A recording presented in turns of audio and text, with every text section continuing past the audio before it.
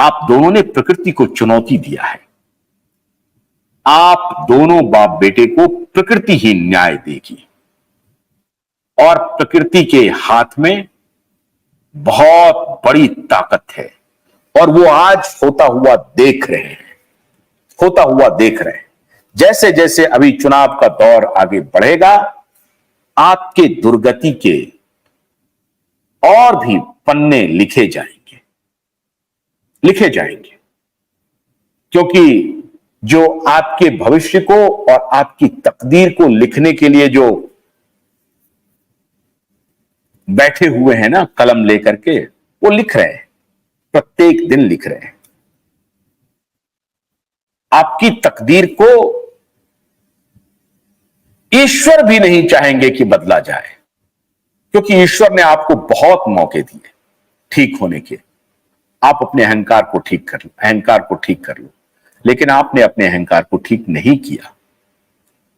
और आज की स्थिति यह है कि आज शरद पवार हो या नाना पटोले हो या राहुल गांधी हो, सब ने आपको झिड़की दे दी है। कोई नहीं सुन रहा है आपकी बात, ना ही कोई सुनेगा। अगर किसी मोड़ पर आपकी बात उन लोगों ने सुन ली तो समझिए कि उन लोगों जैसा कोई मूर्ख नहीं होगा।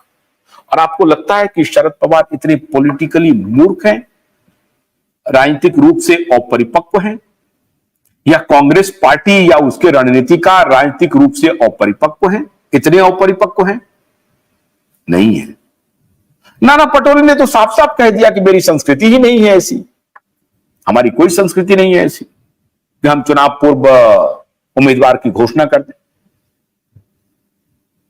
स्पष्ट संकेत है कांग्रेस पार्टी की तरफ से आपके लिए, और एनसीपी का भी स्पष्ट संकेत है आपके लिए।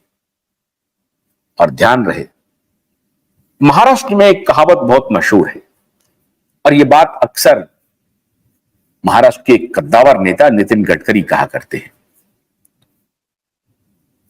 इंटरपर्सनल बातचीत में तो वो कहते ही हैं, कभी कभी वो पब्लिक फोरम पे भी कहते हैं कि महाराष्ट्र के जो नेता हैं वो आपस में पक्ष प्रतिपक्ष हैं,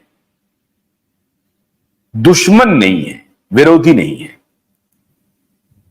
यह महाराष्ट्र की परंपरा रही है। उद्धव ठाकरे उस परंपरा को भी मात दे दिया।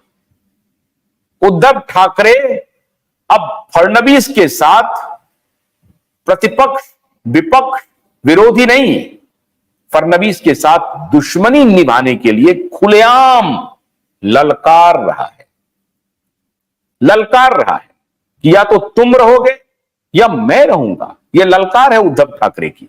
अहंकार देखिए, 105 एमएलए की पार्टी, सबसे बड़ी पार्टी, सरकार में है, अभी उप मुख्यमंत्री है, मुख्यमंत्री रहा है 5 साल। भारतीय जनता पार्टी के इतिहास में महाराष्ट्र में 5 साल मुख्यमंत्री रहे हैं। उनको ये शख्स धमकी दे रहे हैं कि या तो मैं रहूंगा या तुम रहोगे। ये महाराष्ट्र की संस्कृति नहीं है। महाराष्ट्र में विरोध होते हैं, एनसीपी कांग्रेस में भी विरोध है, एनसीपी बीजेपी में भी विरोध है, मनसे के साथ भी विरोध है। यहां तक कि अंबेडकर की जो पार्टी है, प्रकाश अंबेडकर की, वो भी इस तरह की भाषा नहीं बोलते हैं। ऐसी भाषा का प्रयोग महाराष्ट्र में कम से कम बिल्कुल नहीं होता है। अन्य जगह आपको देखने को मिल जाएगा, लेकिन महाराष्ट्र में इस भाषा का प्रयोग मैंने तो नहीं सुना, मैंने कभी देखा नहीं ना सुना। अगर एकाध दो उदाहरण होंगे तो होंगे।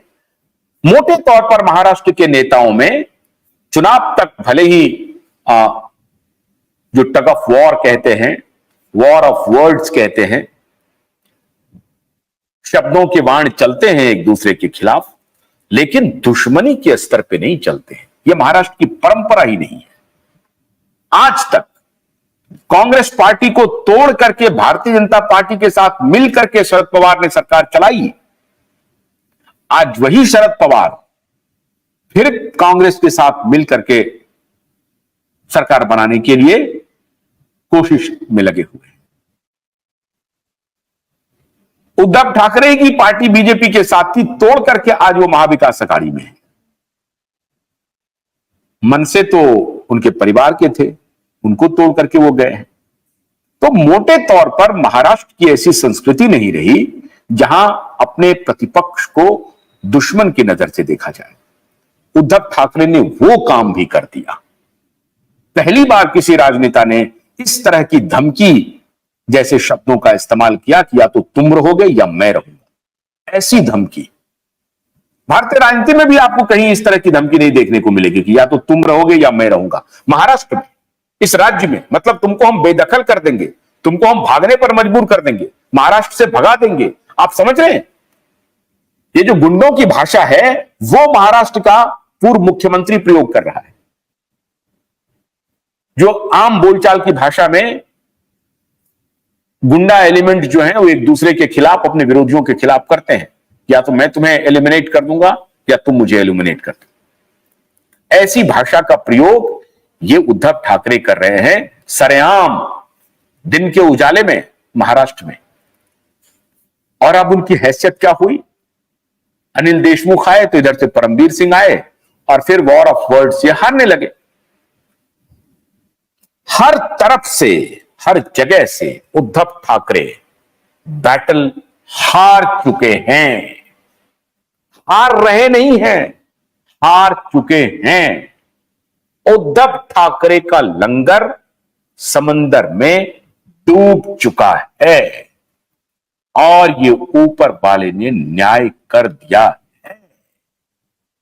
जो लोग भी इस केस में अन्याय के साथ खड़ा होगा उसका हश्र यही होने वाला है। और अगर किन्हीं में ये ताकत है कि हम नया इतिहास बनाएंगे, बहुत सारे सूरमा हैं जो इस तरह का सोच रख रहे हैं कि हम एक नया इतिहास बनाएंगे, तो वो भी समझ। Uddhav Thackeray, Aaditya Thackeray is no more a political power in Maharashtra. अब वो बिल्कुल मिनिस्क्रूल, बिल्कुल छोटा सा, एकदम कमजोर राजनीतिक हैसियत के लोग रह गए हैं।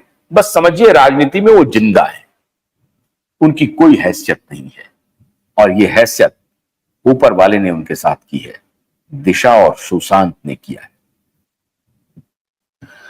गुरुवार को मित्रों, गुरुवार को कल एक और बड़ा खुलासा हम करने जा रहे हैं, लेकिन गुरुवार को दिशा और सुशांत मामले में, रिया चक्रवर्ती के मामले में, आदित्य ठाकरे के मामले में, आज तक आपने वो खुलासा नहीं देखा होगा जो हम आपके सामने लेके आ रहे हैं। और इस पूरे प्रकरण की तस्वीर, कौन कहां कैसे किसको बचाने में लगा हुआ है, इस पूरे दिशा सुशांत के मामले को बंद करने में लगा हुआ है, कौन कौन सी शक्ति है, नाम के साथ पहली बार, नाम के साथ पहली बार आ रहा हूं। इसलिए गुरुवार तक का आप इंतजार कीजिए। और मुमकिन है कल भी एक बड़ा खुलासा, जो अब से थोड़ी देर बाद हम रिकॉर्ड करने जा रहे हैं, तो कल भी एक बहुत बड़ा खुलासा आप देखेंगे। और वो खुलासा है सर्वश्री राहुल गांधी के बारे में। लेकिन आपको गुरुवार का इंतजार करना है और कल बुधवार का भी इंतजार करना है। आज बस इतना ही। आशुतोष को मत दीजिए। नमस्कार।